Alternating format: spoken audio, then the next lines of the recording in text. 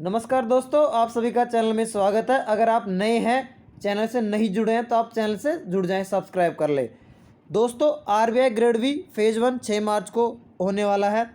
उसके अंदर हमने जीके के सेक्शन की जो स्ट्रेटजी है कल हमने डिस्कस किया डिटेल में। अगर आपने वीडियो नहीं देखा है तो आप वो वीडियो जाके देख लो। हम इस वीडियो में क्वान्टिटी एप्टीट्यूड जो कि 30 नंबर का आता है, 30 सवाल आता है, उसके बारे में जो डिटेल स्ट्रेटजी है वो देखेंगे। दोस्तों अगर क्वांटिटी एप्टीट्यूड की हम लोग बात करते हैं तो पिछले अगर हम 3 साल है उनके पेपर देख लेते हैं, कट ऑफ कितना रहा है, उसका रीज़न क्या है। 2017 के अंदर पेपर बहुत ज़्यादा डिफ़िकल्ट आया था। उस टाइम लोगों के जो मार्क्स है 10-12 नंबर एक अच्छा स्कोर कहा जा रहा था उस टाइम।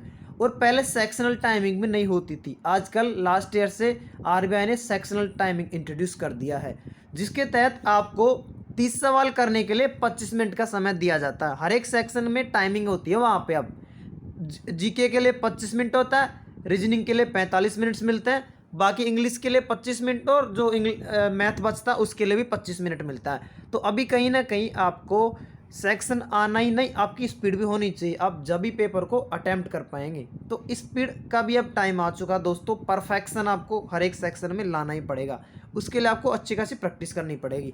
अगर क्वांटिटी एप्टीट्यूड में हम बात करते हैं 30 सवालों की, 2017 में काफ़ी लेवल डिफिकल्ट था, काफ़ी अच्छा लेवल था, सवालों काफ़ी बड़े थे, इसलिए कट ऑफ कम गया था। ओवरऑल कहीं ना कहीं अगर पेपर डिफिकल्ट आता है तो वो सभी के लिए डिफिकल्ट होता है, एक पर्टिकुलर बंदे के लिए नहीं रहता। तो उसके बारे में आपको टेंशन नहीं लेना है। रिलेटिव एग्जाम है, अगर सबका स्कोर कम रहता तो आपका ओबियसली कम रहने वाला ही है पेपर की डिफिकल्टी लेवल के अनुसार। दोस्तों अगर हम बात करते हैं लास्ट ईयर की, तो लास्ट ईयर क्वांट का मैथ का पेपर काफ़ी ज़्यादा ईजी आया था, इसलिए बहुत सारे लोगों ने 25 के आसपास भी स्कोर किया, 25-26 भी स्कोर किया। और मोस्टली जो बैंकर्स बैठते हैं इसके अंदर, और आपको पता है बैंकर्स की अच्छी खासी तैयारी रहती है रीजनिंग, इंग्लिश और मैथ की। तो यही एक कारण होता है कि इसके अंदर बैंकर्स जो बैठते हैं, पीओ की तैयारी करने वाले काफ़ी लोग क्लियर करते हैं फेज 1 दोस्तों, सिर्फ और सिर्फ रीजनिंग और क्वांट के दम पे। तो आपको कहीं ना कहीं ये बात ध्यान रखनी है। अगर लास्ट टाइम का जो पेपर की हम बात करते हैं जिसके अंदर मैथ काफ़ी ईजी देखा गया था, लेकिन एक ब्रॉड जो पैटर्न रहता है मैं वो डिस्कस करूंगा मैथ का। इसके अंदर दोस्तों 3 डीआई के सेट आते हैं, डाटा इंटरप्रिटेशन के सेट आते हैं।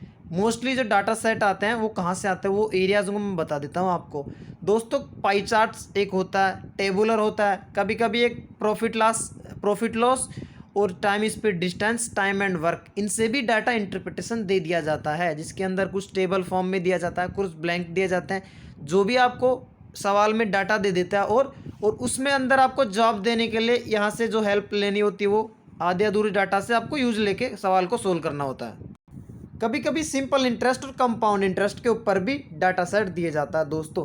जो 3 डाटा इंटरप्रिटेशन आते हैं, एक का अच्छा खासा लेवल होता है, बाकी 2 होते हैं काफ़ी इजी होते हैं, जो कि डुएबल होते हैं, आप आराम से कर सकते हैं अगर आपका अच्छा खासा प्रैक्टिस है। बट यहाँ पे जो की है वो टाइम सेविंग। आपको ध्यान रखना है कि किसी भी डाटा सेट में आपको अटकना नहीं है, आपको ध्यान रखना है क्या स्किप करना है, आपको अटक के टाइम वेस्ट नहीं करना है, वो ज़्यादा इंपॉर्टेंट है। अभी समय की बहुत ज़्यादा वैल्यू हो चुकी है दोस्तों। जब एक सेक्शनल टाइमिंग होती है ना तो समय अपने आप में बहुत ज़्यादा कीमती हो जाता है। तो मैं आपसे यही रिक्वेस्ट करूँगा कि दोस्तों आप जो क्वांट को डाटा सेट को अटेंड करते टाइम इस बात का ध्यान रखें कि आप कहीं पे भी अटके ना। आपको क्विकली ये डिसीजन लेना है कि ये सवाल करना है या फिर स्किप करना है, क्योंकि ये एक बहुत ही इंपॉर्टेंट की डिसीजन होता है आपको टाइम बचाने के लिए और ज़्यादा अटैम्प्ट करने के लिए। कहीं भी अटक जाते हैं आप कैलकुलेशन का थोड़ा ध्यान रखिए। कैलकुलेशन के अंदर आप स्पीड लाएंगे जब भी आप डाटा इंटरप्रिटेशन और स्पेशल जो क्वांट का सेक्शन है उसको आप अच्छे से अटैम्प्ट कर पाएंगे। मेरे हिसाब से आप आराम से 2 डाटा सेट कर सकते हैं। एक डाटा सेट का लेवल अच्छा आता है, आपको डिसाइड करना है कि कौन सा डाटा इंटरप्रिटेशन का सेट छोड़ना है, वो एक इंपॉर्टेंट फैक्टर हो जाता है। तो आप डाटा इंटरप्रिटेशन की प्रैक्टिस कीजिए, आपको एग्जाम में काफ़ी ज़्यादा सहायता मिलने वाली है दोस्तों। अगर हम बात करते हैं बचे हुए 15 सवाल क्वांट में, तो उनमें से 5 नंबर की सीरीज आती है। कभी कभार रॉन्ग नंबर सीरीज देता है, कभी कभी मिसिंग सीरीज देता है। रॉन्ग नंबर सीरीज में एक गलत टर्म फाइंड करना होता है जो थोड़ा सा डिफिकल्ट हो जाता है। तो आप इसके लिए प्रैक्टिस करके जाएंगे तभी आप सवालों को जल्दी कर पाएंगे दोस्तों। एक रॉन्ग नंबर सीरीज और मिसिंग नंबर सीरीज का आप प्रैक्टिस करके जाइए। आप काफ़ी सारे सेट लगाओ ताकि आपको जो पैटर्न होता है नंबर सीरीज में वो आपको आइडिया लग जाए, सवाल को देखते या फिर थोड़ा सा पेन चलाते ही आपको पता चल जाए। जितना जल्दी आप पैटर्न पता कर पाएंगे, नंबर सीरीज के अंदर टाइम बचाने का एक अच्छा तरीका है। अगर आपकी अच्छी खासी प्रैक्टिस है तो आप बहुत सारा टाइम बचा सकते हैं और आपका जो टाइम है बहुत ही कम लगता है, क्योंकि यहाँ पे कुछ भी लैंग्वेज में कुछ वर्बल कहा नहीं गया, सिंपल टर्म्स दिए जाते हैं, नंबर्स दिए जाते हैं जिनको आप क्विकली लॉजिक पता करना होता है। जैसे ही आपको लॉजिक पता चलता है आप तुरंत सवाल को सोल्व कर सकते हैं। काफ़ी ज़्यादा टाइम बचता है नंबर सीरीज में, मैथ के अंदर स्पेशली। तो दोस्तों आप जो जो नंबर सीरीज है उनको प्रैक्टिस करो, उनके अंदर आप टाइम बचाने की कोशिश करो। नंबर सीरीज आता ही आता है आजकल से, हर एक एग्जाम में IBPS जो एग्जाम ले रहा है सबके अंदर नंबर सीरीज देखा जाता है। किसी के अंदर मिसिंग नंबर सीरीज आता है तो किसी के अंदर रॉन्ग नंबर सीरीज आता है। नंबर सीरीज की आप प्रैक्टिस करके जाइए, 5 सवाल का सेट देखने को मिलेगा आपको दोस्तों। और अगर हम बात करते हैं अगला जो वर्बल क्वेश्चंस आते हैं जिनके अंदर की प्रॉफिट लॉस एक बहुत ही फेवरेट टॉपिक होता है, एक आध सवाल देखा जाता है वहाँ पे।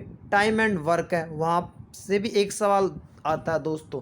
दूसरा है कंपाउंड इंटरेस्ट, सिंपल इंटरेस्ट, ये भी बहुत इंपॉर्टेंट टॉपिक है मैथ का। उसके बाद में है time speed distance, boat stream trend से।